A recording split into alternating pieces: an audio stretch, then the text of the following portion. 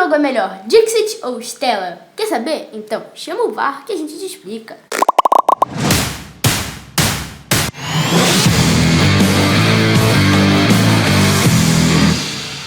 E aí galera, tá começando mais um Chama o VAR. E hoje é diferente, né? Que a gente vai analisar dois jogos, vamos decidir qual que é o melhor, Dixit ou Stella, que é do universo Dixit. Exatamente. Esse jogo aqui é um jogo que foi lançado recentemente pela Galápagos, Dixit também é da Galápagos. São jogos que têm uma semelhança, né, que são as cartas do jogo, muito conhecidas, mas são jogos diferentes. Então vamos começar falando de quê? Dixit. Vamos falar desse jogo e depois a gente fala do Stella para fazer um comparativo, entender um pouco as diferenças deles. Então vamos começar a falar então primeiro do Dixit. Esse aqui especialmente é o Dixit Odyssey, que é um que permite até 12 jogadores, diferente dos outros Dixit, né? Tem várias expansões, eles só permitem até 6 jogadores. Esse aqui é o que permite até 12 jogadores e vem com esse tabuleiro. É um pouco diferente, o sistema de votação utiliza esta cartinha aqui, essa ferramenta onde você vai colocar, e no Dixit tradicional não é dessa forma, né? Você tem as fichinhas de 1 a 6 que você vai colocar.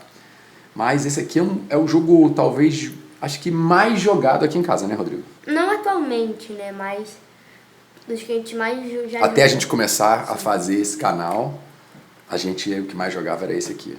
Inclusive, eu acho que é um jogo que pode ser jogado por crianças. Rodrigo começou a jogar esse jogo com quantos anos, Rodrigo? Uns 7 anos, né?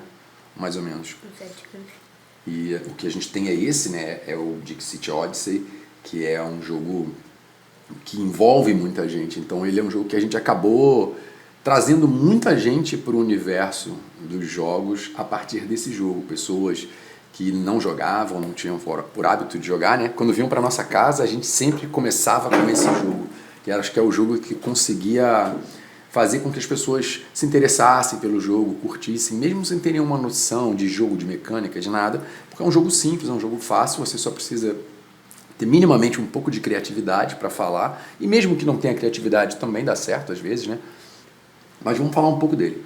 Rodrigo, explica aí mais ou menos como ele funciona. Bom, o Dixit vem com essas cartas, vem com esse belo Tabuleiro. E todo mundo vai ter ali 6 cartas, sempre são 6 cartas. E agora eu, como sou o Narrador da rodada, vou olhar essas cartas aqui, todas essas cartas. E tenho que olhar uma dessas cartas e falar alguma frase, cantar uma música, o que eu quiser. Uma palavra que represente essa carta, certo? Eu acho que eu vou fazer aqui conto de fadas. Essa daqui é uma boa para conto de fadas. Beleza. Rodrigo escolheu a carta dele de conto de fadas. Então, as outras pessoas que estão jogando, e o jogo é muito legal quando você consegue jogar com 6 pessoas ou mais, cada um vai olhar suas 6 cartas e vai escolher dentro das suas 6 cartas uma que você acha que possa parecer que é conto de fadas. Vamos pegar pro narrador, né? E para tentar, na verdade, seu objetivo é tentar Sim. induzir as outras Enganar pessoas a as pessoas. votarem na sua, acharem que a sua é a correta, que é a do Rodrigo. Então, fui lá, passei, e aí outras pessoas foram lá, passaram as cartas. Rodrigo recebeu ali 6 cartas, estamos imaginando que a gente está jogando com 6 coelhos, né? São os meeples de coelhos aqui, então já estão posicionados aí. Aí o Rodrigo vai embaralhar essas cartas, vai colocar aqui no tabuleiro, que é de 1 até 6, e do outro lado de 7 a 12, como a gente está simulando um jogo para 6 pessoas, vai colocar ali as cartas em ordens aleatórias, e aí nós que vamos votar não sabemos qual é a carta do Rodrigo, E então agora, a gente vai por votar. exemplo, eu vou distribuir, ó. 2, 3, 4, 5 e 6. Pronto, eu coloquei as cartas aqui, olha. E você pode ver, por exemplo, essa rodada tiveram boas cartas, né? Essa daqui pode ser conto de fadas, essa daqui também é um livro, essa daqui pode ser conto de fadas, um chapéu de conto de fadas, um ogro de conto de fadas, um sapo, pode ser, vieram de cartas boas, né? Mas às vezes pode acontecer das pessoas não terem cartas boas, né? Como essa rodada teve cartas boas, né? Escolhemos bem as cartas para dar esse exemplo. E aí, nessa situação, cada um vai pegar a sua cartinha dessa daqui, né? Vai O narrador pegar... não vai, né? O narrador não vota, pega um pininho, e aí eu vou olhar aqui as cartas e vou tentar deduzir qual é a do Rodrigo. Vou marcar aqui a que eu acho que ele escolheu para ser conto de fadas.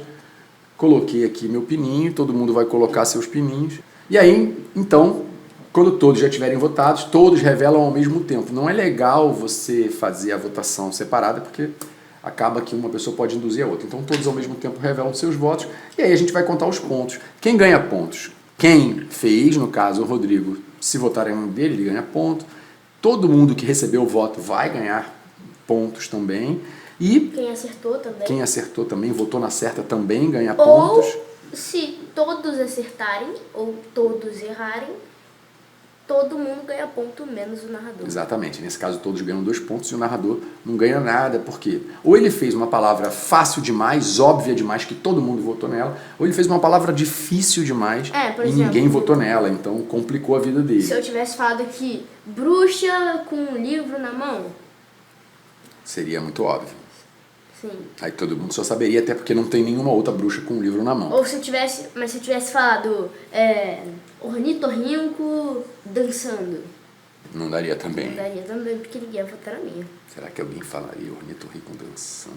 Tô pensando nisso. Bom, aí no caso votamos aqui, eu votei na 4, que seria essa daqui, que é a do Rodrigo, acertei, eu ganharia os pontos. Essa aqui seria a minha, que tá muito boa também, porque tem aqui, né... Castelo, livro, parece muito contos de fadas. E aí, no caso, de repente, essa carta aqui poderia ganhar muitos pontos, mais até do que a carta certa. Isso seria bom pra mim, porque eu ganharia mais pontos. Além de votar na certa, eu ganharia os pontos. E assim vai.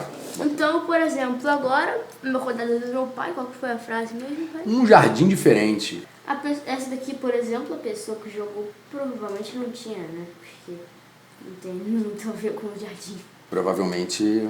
ficaria difícil. Tem algumas que podem parecer jardim, outras não. No caso aí também estão cartas bem parecidas.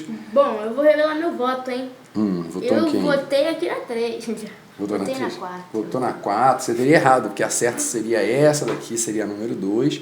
E aí, a situação é essa. Claro, é um jogo que envolve criatividade, porque você precisa ter criatividade para tentar achar uma maneira de comunicar, né, a sua carta sem ser muito óbvio e sem ser muito fora da realidade, né? E aí, com isso, você tem que pensar em estratégias para poder conseguir o máximo de pontos. Para as crianças, funciona porque a criança ela não vai pensar muito nisso, de repente, e em alguns casos ela não vai conhecer umas palavras, então quando você joga com crianças você precisa ter um pouco de consideração a isso. Mas funciona muito bem porque a visão das crianças é muito diferente da nossa, adulto. Então o Rodrigo, quando joga com a gente, ele tem um jeito de falar as coisas que é muito diferente do pessoal que está na roda, dos adultos. E aí, claro, quando você conhece a pessoa, você leva vantagem. Eu já conheço bem o Rodrigo, a mãe já conhece bem, então geralmente, principalmente a mãe dele acaba acertando bastante as cartas que ele faz, geralmente é ela que mais acerta as cartas dele, que conhece o pensamento dele. E é um jogo que pode jogar todas as idades, como a gente já falou, né? Rodrigo jogava com 7 anos, já jogamos com outras crianças, já jogamos com outras crianças também, de 7, 8 anos, 10 anos, o Rodrigo hoje continua jogando, gosta. Já joguei com meu pai, por exemplo, que tem 80 e gostou, né? Então é legal, dá para misturar as idades, dá para se divertir. Então, assim, eu acho que é um jogo, assim, talvez, me arrisco a dizer que dos jogos com família, para jogar com a família, com amigos de todas as idades, talvez esse aqui seja o mais democrático e que permita que mais pessoas joguem. Porque, como vocês estão vendo, a regra é muito simples. Principalmente esse daqui, né? O Odyssey, que dá pra 12 pessoas, dá pra jogar com um galerão. E é muito mais divertido quando joga um galerão, né? Tem aquelas pessoas que falam, não, quem não acertar essa, pô, não é inteligente, mas aí vai ser óbvio. Essa daqui só os inteligentes. Só os inteligentes vão acertar, e aí, na verdade, quando você vai ver, ninguém acertou na dela. Porque é isso, as pessoas têm uma viagem muito diferente. E tem pessoas que a gente gosta de jogar, que a gente ri demais quando essas pessoas jogam, né, Rodrigo? Porque, não vou dizer que é a Norma, é uma delas, mas é uma delas, beijo Norma, mas ela tem sempre um pensamento muito diferente e a gente se diverte com isso. Mas é isso, é um jogo bacana, tá assim nos meus tops assim de jogos divertidos para as crianças, com adultos, e eu recomendo, eu acho que é um jogo muito bacana. E vale lembrar que esse jogo tem muitas expansões, ele vem com 84 cartas, mas mesmo com essas cartas só, você consegue jogar muitas vezes, porque cada vez que você joga é uma pessoa diferente, então ele permite que você jogue diversas vezes. Não é, por exemplo, um perfil da vida que tem uma resposta. Você acaba decorando a resposta. Esse não, porque cada pessoa que jogar uma vez pode dizer uma coisa diferente para essa carta. Então funciona. Mas também tem muitas expansões e aí você pode renovar, ter mais do que 84 cartas, né? Você vai comprando. A gente tem hoje, acho que, umas 10 expansões ou mais. Então é um jogo que a gente joga muito, que a gente sempre jogou muito. Então vale a pena. Vamos falar agora então de Stella. Stella.